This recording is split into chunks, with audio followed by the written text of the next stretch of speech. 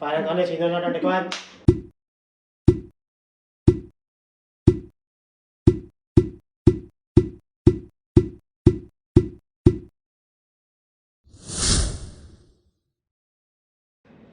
नमस्कार, मेरा नाम है अमी शिवराम और फाइनेंस वानी के एक और एपिसोड में आप सबका स्वागत है। जैसा कि आप सब लोग जानते हैं कि मैं एक टैरो कार्ड रीडर हूँ, एक न्यूमरोलॉजिस्ट हूँ और एक वास्तु कंसल्टेंट भी हूँ। फाइनेंस वानी के हर एपिसोड में मैं आपको बताती हूँ कि अगले हफ्ते स्टॉक मार्केट की गतिविधियां कैसी रहेगी, मार्केट किस तरफ जाएगा और मार्केट से हम क्या एक्सपेक्ट कर सकते हैं। Global markets, commodity market, Sensex, bank Nifty और आज के एपिसोड में एक और सेगमेंट में ऐड करने वाली हूं जो है क्रिप्टो मार्केट का। क्रिप्टो मार्केट में क्या हलचल हो सकती है और किस तरफ जा सकता है, ये भी हम आज के एपिसोड से स्टार्ट करने वाले हैं। तो चलिए स्टार्ट करते हैं आज का एपिसोड सेंसेक्स की परफॉर्मेंस के साथ। आज का जो ये एपिसोड है वो 19th ऑफ दिसंबर से 23rd ऑफ दिसंबर वाले वीक के सेंसेक्स के बारे में है। देख लेते हैं कि अगले हफ्ते सेंसेक्स कैसे परफॉर्म करेगा। Start of the week will be very happening क्योंकि अगले हफ्ते स्टार्ट ऑफ द वीक में सेंसेक्स काफी स्टेबल और काफी ग्रीन्स में चलता हुआ नजर आ सकता है। डे 2 पे यानी ट्यूसडे के दिन सेंसेक्स में ग्लोबल किसी गतिविधि की वजह से पॉजिटिव ट्रेंड देखने को मिल सकता है। वेडनेसडे, थर्सडे और फ्राइडे मार्केट्स काफी वॉलेटिलिटी से दूर यानी काफी स्टैग्नेंट और थोड़ा सा नेगेटिव या रेड की तरफ जाते हुए नजर आ रहे हैं। The first 2 days of the weeks are positive, तो उस दिन आप ट्रेड्स कर सकते हैं, आप डेली स्पेकुलेशंस भी कर सकते हैं। वेडनेसडे, थर्सडे, फ्राइडे को थोड़ा सा इसमें संभाल के चलिएगा क्योंकि आपके कैलकुलेशंस आपके मुंह पे गिर सकते हैं। तो please towards the last 3 days of the week speculation से दूर रहें, कैलकुलेटेड रिस्क के साथ चलिए और क्वांटम ऑफ ट्रेड या इन्वेस्टमेंट थोड़ा कम रखिएगा। यानी अगर आप एक अमाउंट को लेके चल रहे हैं तो उसके 20 to 30% से ही स्टार्ट कीजिएगा ट्रेड, सो दैट मार्केट अगर यहाँ वहां हो तो you have enough buffer to cover it और एवरेज योर बाइंग और selling values to gain a little more profit और to avoid losses. Overall Sensex की अगले हफ्ते की गतिविधियां कुछ ऐसी रहेगी कि आप रिवर्स ट्रेड्स में ज्यादा मुनाफा कमा पाएंगे, तो उस हिसाब से चलिएगा, कैलकुलेशंस के साथ चलिएगा। न्यूज बेस्ड किसी भी स्क्रिप्ट के हिसाब से ना चले क्योंकि सिर्फ ट्यूसडे के दिन किसी ग्लोबल न्यूज की वजह से एक पॉजिटिव उछाल आ सकता है, बाकी किसी भी दिन ऐसी न्यूज बेस्ड स्क्रिप्ट्स या न्यूज बेस्ड स्टॉक्स उतना अच्छा या एस्टिमेटेड परफॉर्मेंस नहीं दे पाएंगे। अब देख लेते हैं कि निफ्टी कैसा रहेगा अगले हफ्ते और निफ्टी में ट्रेड्स हम कर सकते हैं या नहीं। निफ्टी के ट्रेड्स काफी पॉजिटिव रहेंगे और the first 3 days of the week में आपको काफी प्रॉफिट्स भी मिल सकती है। निफ्टी के ट्रेड्स में कोई भी चिंता करने की जरूरत नहीं है क्योंकि मार्केट किसी भी दिशा में जाए, निफ्टी में आपको वो विंडो मिल जाएगी जिसमें आप प्रॉफिट्स कमा सकेंगे। जो डेली स्पेक्युलेटर्स है उनको मैं एडवाइस ये दे सकती हूँ कि स्क्रिप्ट्स को छोड़ के निफ्टी में खेलने का आप रिस्क ले सकते हैं क्योंकि वहां पे प्रॉफिट्स आनी ज्यादा पॉसिबिलिटी है। अब देख लेते हैं कि बैंक निफ्टी अगले हफ्ते क्या गुल खिलाएगा। बैंक निफ्टी की अगर मैं बात करूं तो स्टार्ट ऑफ द वीक में काफी पॉजिटिव है, मिड वीक में थोड़ा लड़खड़ाएगा और एंड ऑफ द वीक में वापस थोड़ा पॉजिटिव ट्रेंड करता हुआ नजर आ रहा है। बैंक निफ्टी में अगर आप ट्रेड करते हैं यानी बैंकिंग और फाइनेंशियल सेक्टर्स में अगर आप ट्रेड करते हैं तो इस हफ्ते start and end of the week में काफी अपॉर्चुनिटीज मिल सकती है। मिड वीक यानी वेडनेसडे या towards the end of Tuesday से थोड़ा सा बैंकिंग सेक्टर लड़खड़ाएगा लेकिन नेगेटिव में जाता हुआ नहीं देख रही हूँ। स्ट्रगल करेगा, स्टैग्नेंट रहेगा, वॉलेटिलिटी कम रहेगी, लेकिन towards the end of Wednesday और थर्सडे और फ्राइडे में हम उसमें काफी प्रॉफिट्स देख सकते हैं। You can create some long positions in options at the start of the week and you will not regret your decision. अब बात कर लेते हैं ग्लोबल मार्केट्स के बारे में। अगले हफ्ते ग्लोबल मार्केट्स की नजर पूरी तरह से एशियन मार्केट्स पे होने वाली है। अब इसकी पॉजिटिव न्यूज ये है कि हमें अपने एशियन मार्केट्स में ग्लोबल मार्केट्स की वजह से सिर्फ पॉजिटिव ट्रेंड दिख रहा है, नेगेटिव कोई न्यूज हमें अफेक्ट करती हुई नजर नहीं आ रही है। अगर आप ग्लोबल मार्केट्स में डील करते हैं तो ग्लोबल मार्केट्स में एक क्वांटम ऑफ इन्वेस्टमेंट जो है वो थोड़ा सा कम रखिएगा, because compare to Asian markets, global markets में इतनी ज्यादा चहल पहल देखने को नहीं मिल रही है। ऐसे कोई भी न्यूज, ऐसे कोई भी डिसीजंस इस हफ्ते नहीं आएंगे जिसकी वजह से कोई नेगेटिव इम्पैक्ट हो। एक माइनर पॉजिटिव डिसीजन या न्यूज आ सकती है जिससे Asian markets towards the start of the week उछाल की तरफ दिख रहे हैं। चलिए अब देख लेते हैं कि वो कौन सी इंडस्ट्रीज है जिसके ऊपर हमें हमारी नजर बनाए रखनी है। वो कौन से सेक्टर्स है जो काफी अच्छा परफॉर्म करेंगे या जो काफी स्ट्रॉन्ग बिहेव करेंगे अगले हफ्ते में। तो वो कौन से 3 सेक्टर्स है जिनके बारे में हम सोच सकते हैं। The first and foremost sector that I see over here is the food industry, agricultural sector. ये जो 2 सेक्टर्स है वो काफी पॉजिटिवली ट्रेंड करेंगे। The industries that deal into wooden products, यानी जो लकड़े से बनी हुई चीजें बनाता है या जिसमें ट्रेड करता है, वो इंडस्ट्रीज भी काफी अच्छे से परफॉर्म कर सकती है। And lastly the financial and the banking sector is something that will be really worth looking forward to in the next week. ये तीनों इंडस्ट्रीज काफी स्ट्रॉन्ग नजर आ रही है और आप तीनों में ट्रेड स्पेकुलेशंस कर सकते हैं क्योंकि आपको वो विंडोज मिलेगी जिसमें आप मुनाफा कमा पाएंगे। अब इसके साथ देख लेते हैं कि वो कौन सी इंडस्ट्री है जिससे हमें थोड़ा सा दूर रहना है, कौन सी इंडस्ट्री इतना अच्छा परफॉर्म नहीं करेगी। The medical and the pharma sectors are not going to perform very well.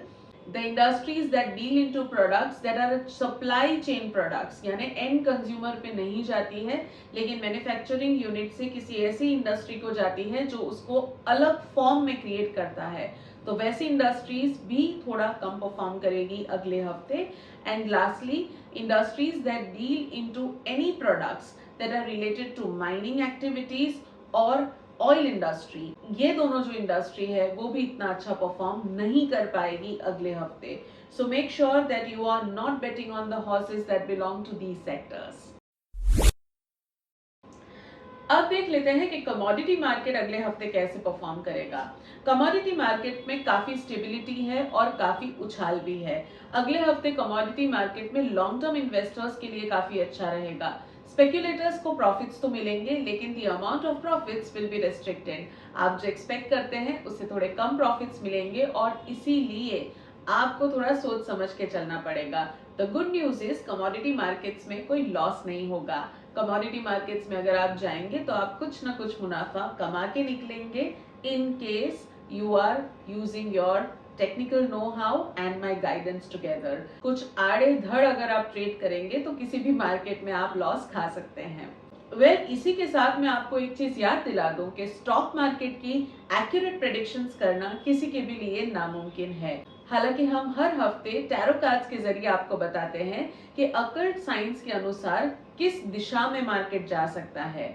आपको इस पूरी गाइडेंस को अपनी सूझबूझ, अपनी टेक्निकल नो हाउ और अपने फाइनेंशियल एडवाइजर्स की गाइडेंस के साथ क्लब करना है और आपको आगे बढ़ना है।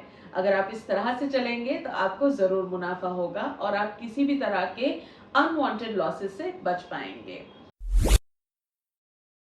तो कमोडिटी मार्केट के बाद आते हैं हम उस सेगमेंट की तरफ जो आज से ही स्टार्ट हुआ है, जो आप सबके लिए थोड़ा सा नया है। जी हाँ, क्रिप्टो करेंसी।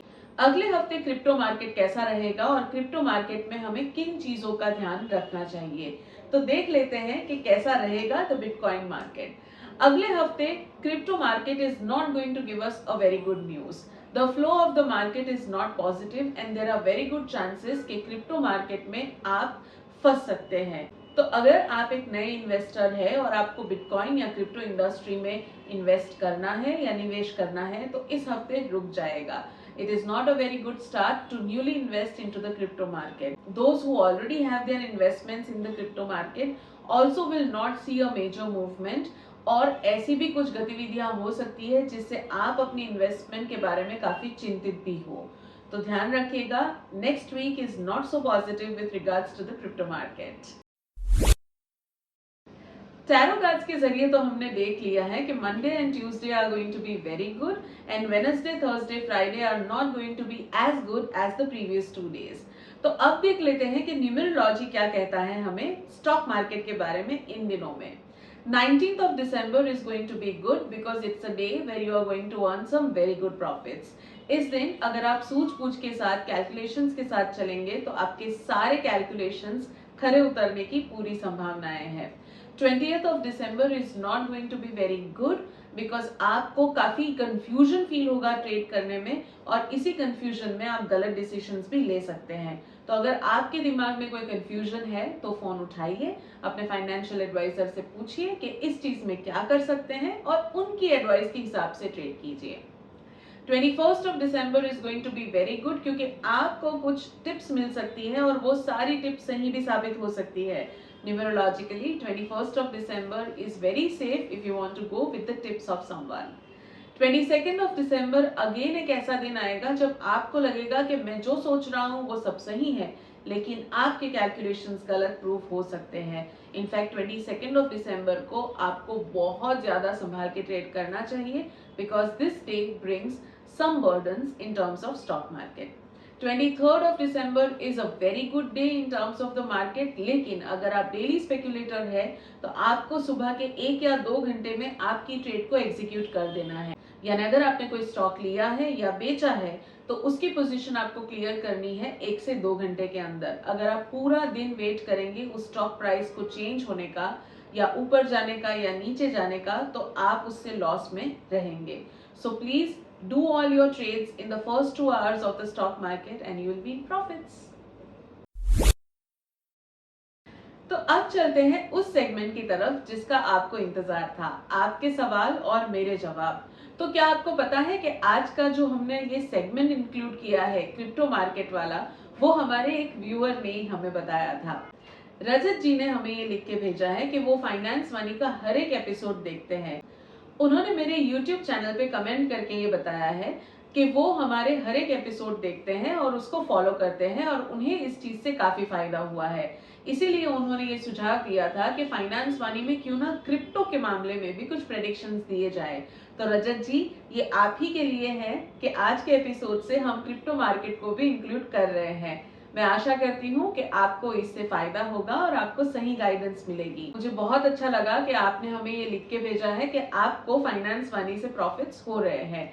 मैं आशा करती हूँ कि आगे भी आप खूब पैसा कमाएं। आज के जो हमारे दूसरे व्यूअर है उनका नाम है सुरेश जी। सुरेश जी ने हमें मैंगलोर से ये लिख के भेजा है कि पिछले 2 हफ्तों से वो फाइनेंस वानी की टिप्स को फॉलो कर रहे हैं और उन्हें इससे फायदा भी हो रहा है, और इसी के संदर्भ में उन्होंने एक सवाल पूछा है।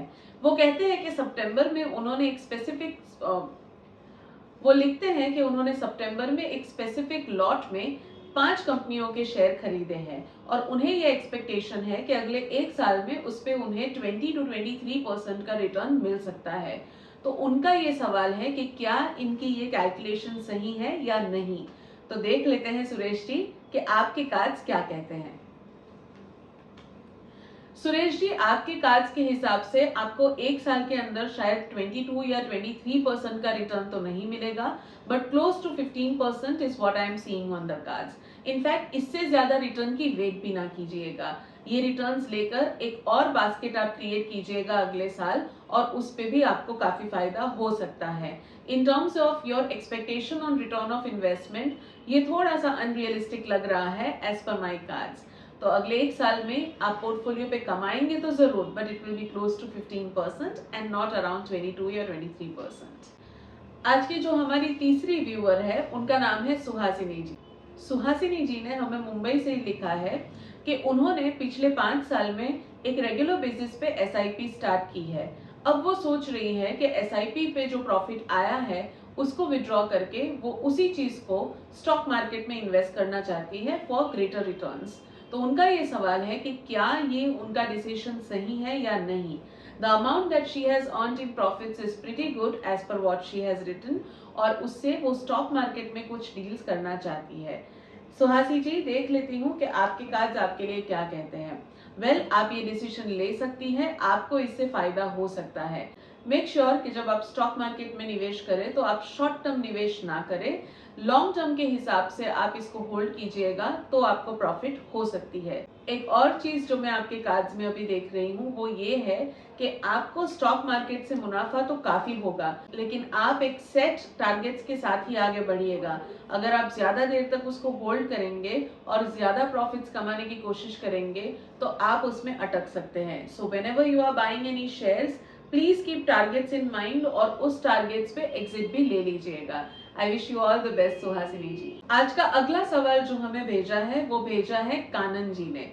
कानन जी हमें मुंबई से लिख रही है कि हाल ही में उन्होंने एक 3 BHK का फ्लैट खरीदा है और she already owns 2 other flats in Mumbai. अब उनका ये सवाल है कि वो क्या इस नए वाले फ्लैट को रेंट पे दे दे या फिर इस फ्लैट को वो पूरी तरह से सेल करके उस प्रॉफिट को स्टॉक मार्केट में निवेश करे। She has been a real estate investor and this is her question that whether she can sell one of the properties and invest into the stock markets. Kanan ji, मैं आपको मना करूंगी। For you real estate is something that suits you the best. आपको stock market से थोड़ा दूर रहना चाहिए क्योंकि उसमें आप उतना मुनाफा नहीं कमा पाएंगी जितना आप रियल एस्टेट से कमा सकती है। आपको हाल ही में लिए गए जो 3 BHK फ्लैट है या हाल ही में जो आपको पोजेशन मिली है उस पे काफी फायदा है, लेकिन आप इस फ्लैट को एज अ रेंटल इनकम ही यूज कीजिए और उसको सेल करके स्टॉक मार्केट में निवेश करने का जो ख्याल है वो निकाल दीजिए। तो दोस्तों, ये था फाइनेंस वाणी का आज का एपिसोड। अगर आप भी अपने सवाल मुझे भेजना चाहते हैं और कुछ फायदा लेना चाहते हैं फाइनेंस वाणी का, तो प्लीज नीचे दिए गए ईमेल एड्रेस पे अपने सवाल जरूर भेजें। आपके सवाल के साथ अपना पूरा नाम और अपनी पूरी डेट ऑफ बर्थ जरूर भेजें ताकि मैं टैरो कार्ड्स और न्यूमरोलॉजी के जरिए आपको सही सही गाइडेंस दे सकूं। एपिसोड खत्म करने से पहले मैं एक बार फिर से आपको याद दिला दूं कि स्टॉक मार्केट की 100% एक्यूरेट प्रेडिक्शंस देना किसी के भी लिए नामुमकिन है और इसीलिए मेरी ये टैरो गाइडेंस, न्यूमरोलॉजिकल गाइडेंस को अपनी सूझबूझ, अपने टेक्निकल नॉलेज और अपने फाइनेंशियल एडवाइजर्स की एडवाइस के साथ क्लब कीजिए और ढेर सारे पैसे कमाइए। नमस्कार।